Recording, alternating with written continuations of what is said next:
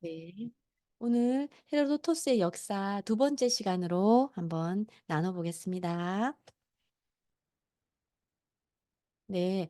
역사 목차가 1 권부터 9 권까지 있는데 이게 이름을 지은 거는 원래 헤로도토스가 지을 때는 자기가 이름을 짓지 않았대요. 근데 나중에 이것을 편집하던 어떤 그 학자들이 이렇게 나누었다고 하는데 여기에 나오는 이 이름은 무슨 무사의 신? 옛날에 나오는 무사의 신이라고 해요. 그 신들의 이름을 적으면서 나눠 놨다고 합니다. 어떻게 무슨 기준으로 나눴는지 저는 모르겠지만 그랬다고 합니다. 네, 그다음 저번에 한번 제가 설명드렸는데 여기에 주로 줄을 이루는 게 이제 크로이소스, 리디아 그 큰 나라에서 크로이소스가 마지막 왕이었거든요. 거기서 이제 무너지면서 키루스 왕이 되면서 페르시아 넘어가면서 이제 캄비세스, 다리우스, 크세르크세스까지 이런 이 크세르크세스 때 페르시아 전쟁이 세 개가 큰 전쟁이 세 개가 있었거든요. 그때의 이야기까지 다루면서 이제 이 헤로도토스는 아마 돌아가신 것 같아요. 그래서 더 이상의 이야기는 다루지 못하고 이제 끝난 것 같습니다. 예, 처음에 이제 이 이야기가 나오는데 이 이야기가 왜 생겼는지 설명하면서 제가 그 출처가 문명 여행자라는 이분이 설명을 정말 잘해 주시더라고요. 그래서 그 설명을 좀 들으면서 봤습니다. 예, 적어 봤습니다.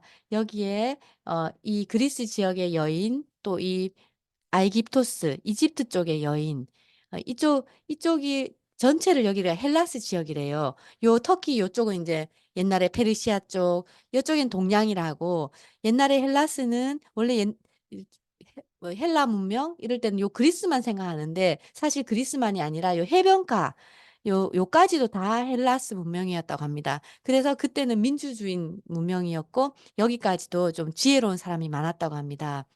그래서 그랬는데 처음에 전쟁이 일어난 것을 밝히겠다고 맨 앞에 서문에 되어 있거든요. 이쪽의 여인을 납치해 가고 또 이쪽의 여인을 납치해 가고 그렇게 하다가 나중에는 화가 나서 진짜 큰 전쟁이 벌어진 이야기를 그 전모를 밝히겠다 하면서 인제 시작된 거거든요. 여기 신화적인 것도 있었습니다.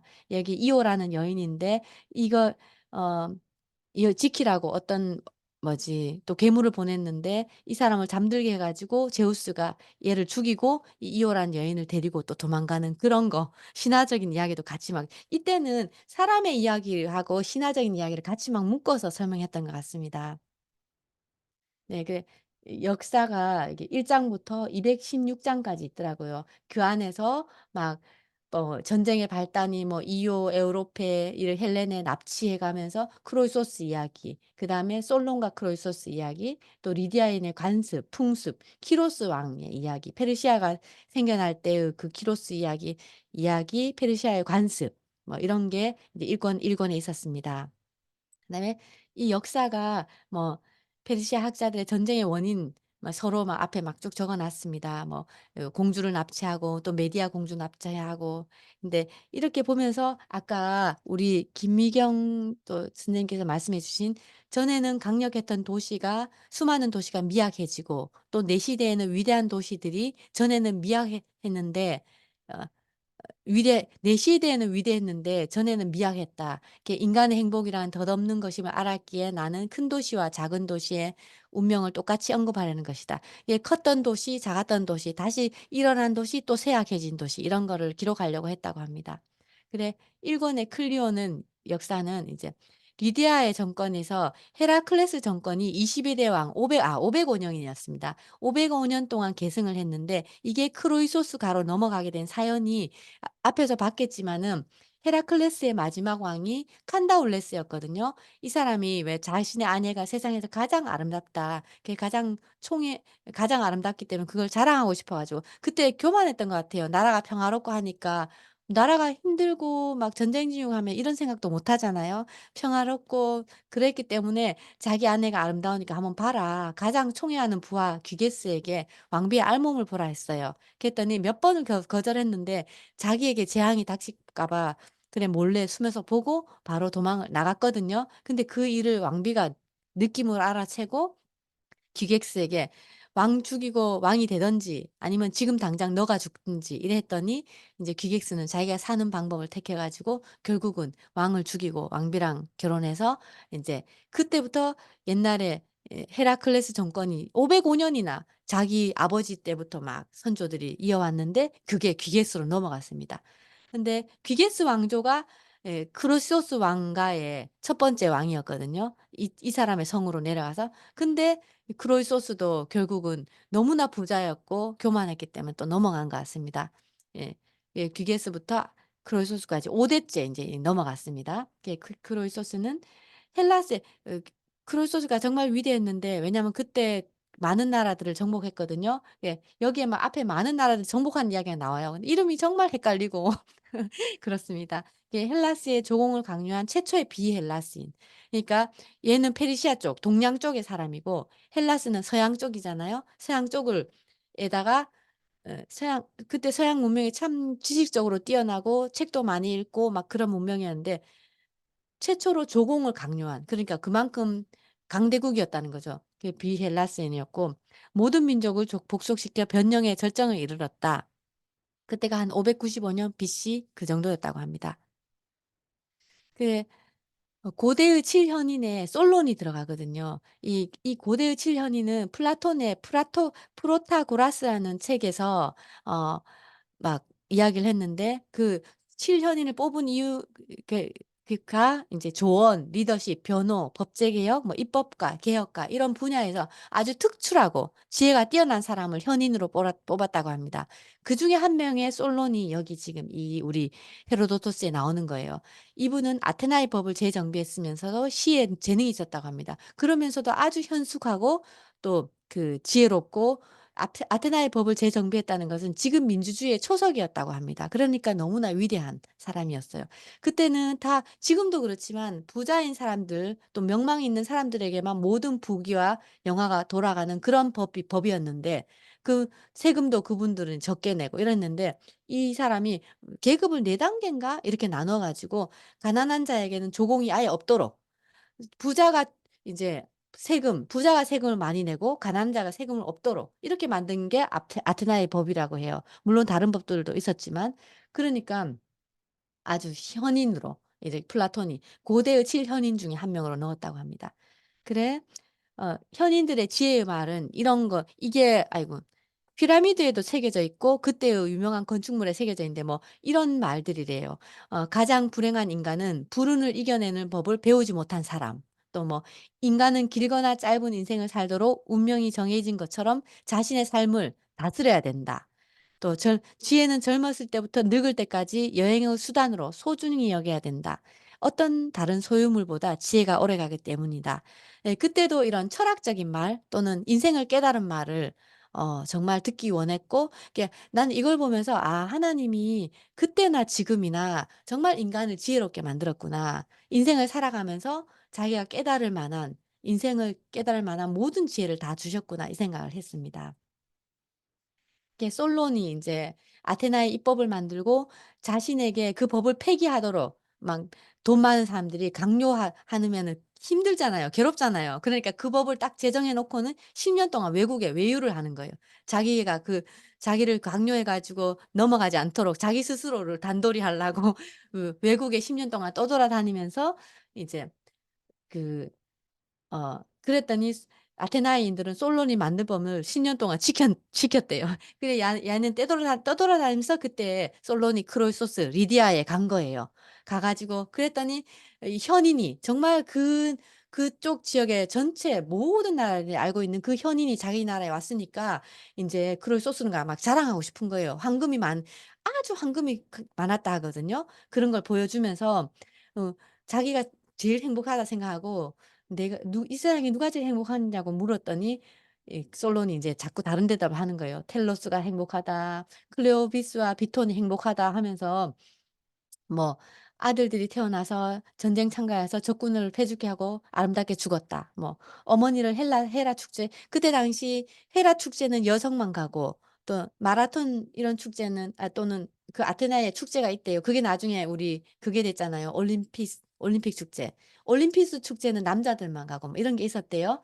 그런데 이 꼭 헤라 축제에 참여해야 명예로운 거라네요. 그러니까 말이 늦게 오니까 자기들이 달구지를 끌고 달려가 가지고 결국 죽었잖아요. 그러니까 어머니를 그 명예를 높여준 두 아들 칭찬하고 이런 게 명예로운 거라서 그 두 아들이 "가장 행복한 사람이다." 이랬더니 막 화났잖아요. 나를 그런 평범한 자들보다 나를 못하다고 여기니 나를 무시하는 거요? 그러니까 인제 솔론이 또 말하는 거예요.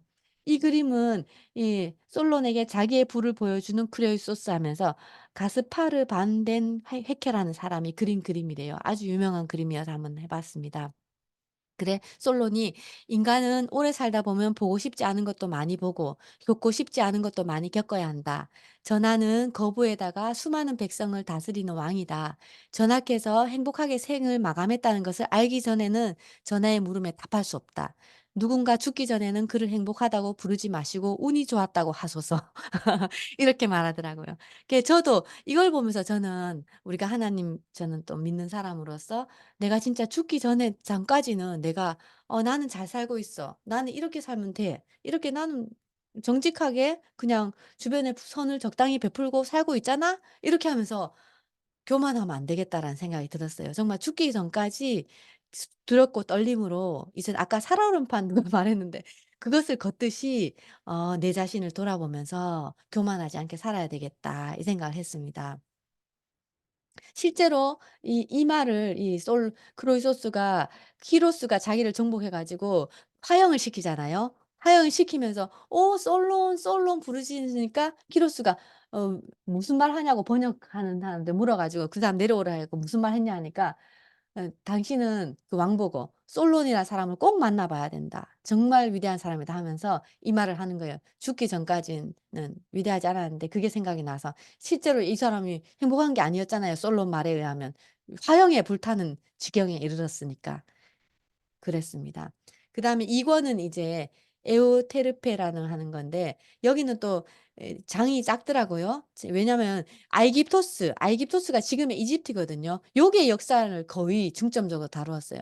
이걸 보면서 나일강이 왜 풍성했는지 그때의 강습과 종교 또 어 미라 만드는 방법도 자세히 나와 있고 피라미드 만든 거, 미국 만든 거 이런 걸 보면서 '와 정말 인간의 지혜는 너무나 대단하다.' 그렇게까지 훌륭하게 그때 당시에 뭐 과학적인 기계도 없는데 그런 거를 만들 수 있었구나를 알았습니다. 네. 키로스 인제 이집트가 이 왕들이 이렇게까지 쭉 있는 게 있더라고요. 그러니까 아마시스 때 이 크세르크세스인가 그때쯤에 인제 침공해 가지고 아무튼 그 왕 쪽이 그 왕의 아버지인지 모르지만 침공해서 인제 정복했었거든요. 예. 이집트 왕조가 쭉 이렇게 나와 있었습니다. 이때 막 해를 발견했고 연도를 그때 만든 거예요. 지금 1년 365 일 연도를 그때 만들었고 그때 윤달도 만든 거예요. 와 정말 위대했다. 어떻게 지금도 물론 그때 당시에는 우리가 미개인 이래 생각할 건데 아닌 거예요. 완전 현인들인 거예요.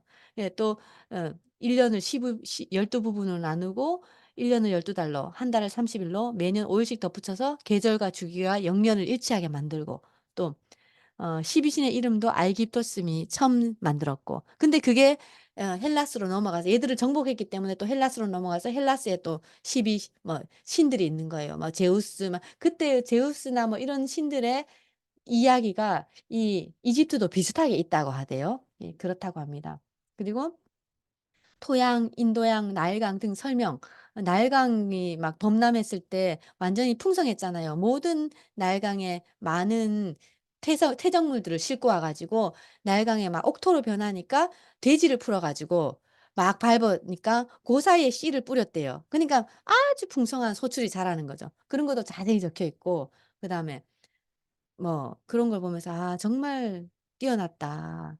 이렇게 보고 그다음 미라 만드는 방법 막 자세히 나와 있고 케옵스 네 피라미드 이런 이게 어 이 피라미드가 세계 7대 불가사의 중에 하나라고 하거든요. 정말 피라미드 만드는 방법도 있어요. 그때는 기중기도 없는데 어떻게 쌓았느냐. 뭐 2 층에 올라가서 또 어떤 걸로 뭘 해 가지고 탁 넘기고 또 3 층에 그 기계를 올려서 또 4 층까지 뭘 탁 벽돌을 올리고 이렇게 하면서 수십만 명의 노예들이 죽었고 막 거기도 막 숫자도 막 나오거든요. 이걸 만들기 위해서 수십만 명의 노예도 죽고 재정도 바닥나고 막 그런 게 나와요.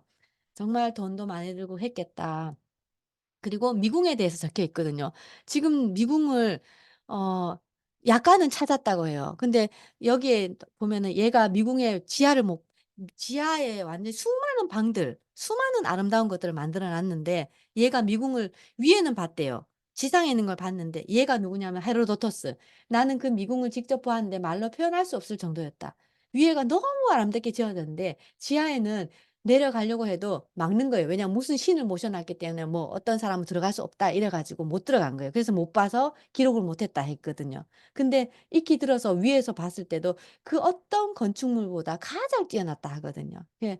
근데 지금 뭐 퇴적되고 바람과 이런 거에 이제 풍화가 돼서 무너져 내리고 약간의 그거는 있다 하거든요.